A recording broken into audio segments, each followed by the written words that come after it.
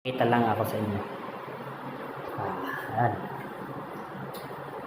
Okay na ba yung setup niyan?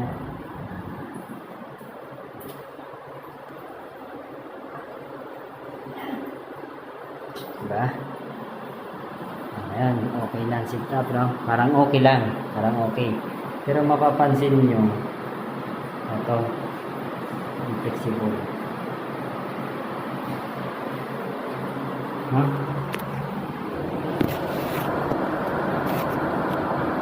Ano ko ba i-explain? Yan. Lagay ko muna yan. Pansinin nyo, no? Itong mahaba na flexible para dito sa under shower, no? Pag tinurn on mo siya, turn on mo siya. Dapat pag in-off mo to, dapat tutulog yung sa taas yung shower mismo doon. Pero wala. Ito ang diferensya. Ito. Yung dalawa. Magkabaliktad. Ito dapat na mahaba.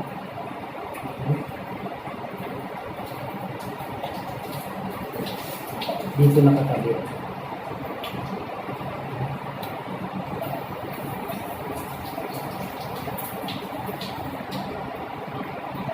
Itong mahaba.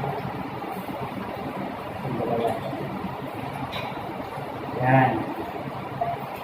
Hawak na natin yung dalawa. Ito yung supply. So, kakabit natin yan dito sa supply. Okay? Natin yan dito sa supply. Yan ang supply. Ito din yung supply ng shower. Okay? Galing yan dito. Dito sa supply. Dito yung supply. So, dito lalabas yung hot and cold water. No? Tapos itong isa,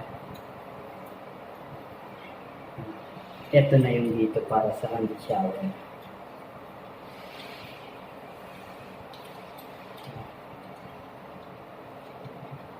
Yan lang.